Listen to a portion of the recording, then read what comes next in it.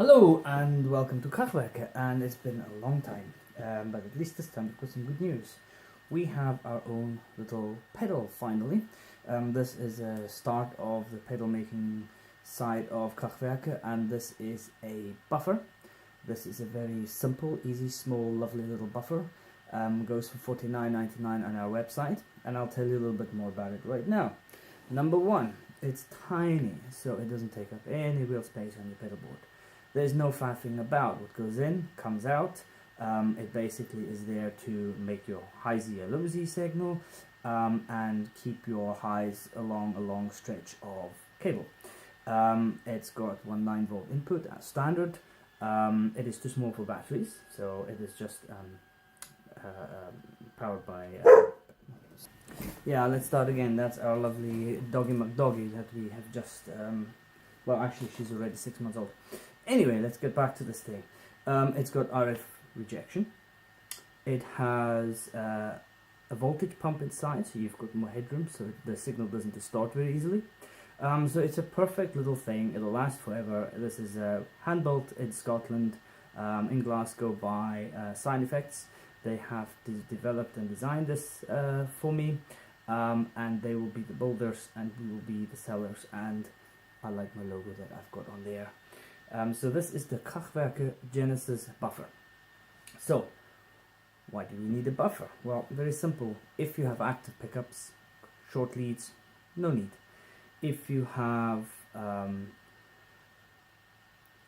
humbuckers, standard humbuckers, or single coils, standard pickups, and you have a whole lot of true bypass pedals, and you like long leads, and you like running around the whole place, the buffer is probably for you.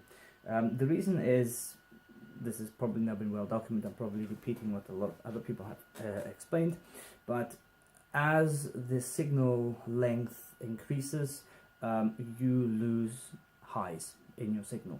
That is the way that the cable runs and the way that it kind of acts as a filter over a distance. The high frequencies slowly deteriorate.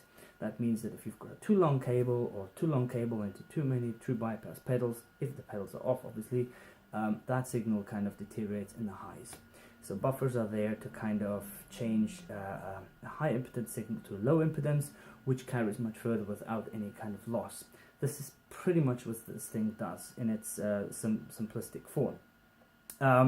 For those few non-believers, I have set up a very simple, crude experiment. What we're going to do is, I've got my door running with a spectrum analyzer, a very basic spectrum analyzer. I've got my pedal board set up that we have a short lead, a normal kind of 5-meter lead that goes straight into the door, and we can see roughly where the frequencies are set.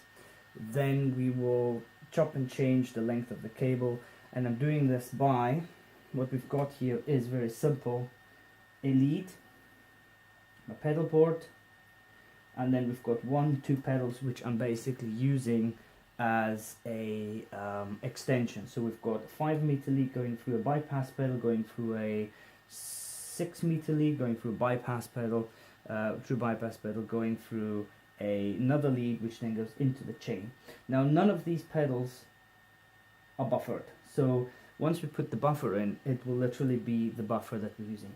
The buffer on my pedal board is right there, and that is so it's easy for me to just interchange the different scenarios.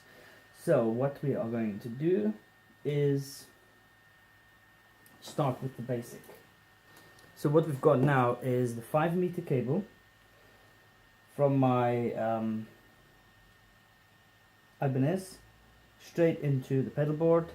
A couple of wee pedals. Overall length is probably no longer than 6 meters, and that goes straight into DI into the interface, and we can see roughly what they look like. Now the reason I'm doing this, I'm not recording this, is because audibly sometimes you don't hear it so well. I want to show you properly on the graph that there is definitely a loss at the higher end of the scale. So we're around about 5K, looks good. And you can see a nice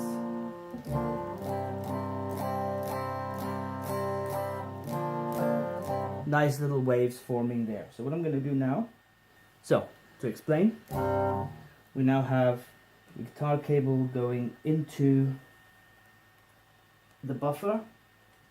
The buffer goes into this extended long lead system, which then eventually ends up in the pedal board. So we've probably got about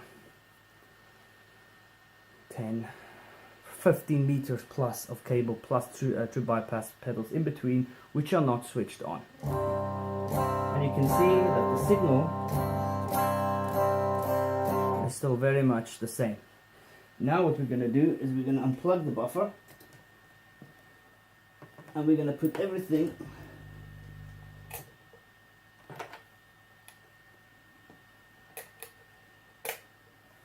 the long way around. So now we are going through all 15 meters roughly. And you can actually see the drop off now, and there's no more nice little spikes down here by the 5K mark. In fact, the signal just about touches the 5K mark. So that's pretty clear, and this is not unusual, the length of cable that I have now. In fact, my pedal board is actually pretty short, because everything after this loop that I've got now is actually buffered anyway. So if I had more two bypass pedals, this would have been worse. Now obviously, if you have a distortion pedal right in the front, or a Boss pedal with a buffer at the front, this is not a problem. You don't really need this sort of thing.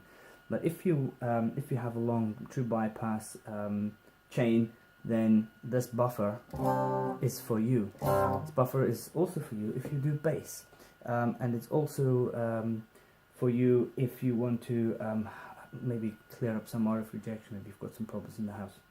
So it doesn't do any ground loop, doesn't solve your ground loop problems, you can't really use it as a DI, but as a nice clean buffer pedal, which doesn't do any tone sucking and doesn't do any coloration of your tone in out, it is perfect for you. You probably also don't need it, well, the rule of thumb is you don't need it if you are using active pickups. You don't really need it if you have shorter chains. And yeah, what I would like you to do is go to our site, check out the details of this thing, have a nice wee look around, and then buy it for yourself and for all your friends for Christmas. There will be a little bit of a lead time, because these are all hand built on order. Yeah, don't everybody order at once, unless you're happy to wait. So, thank you very much.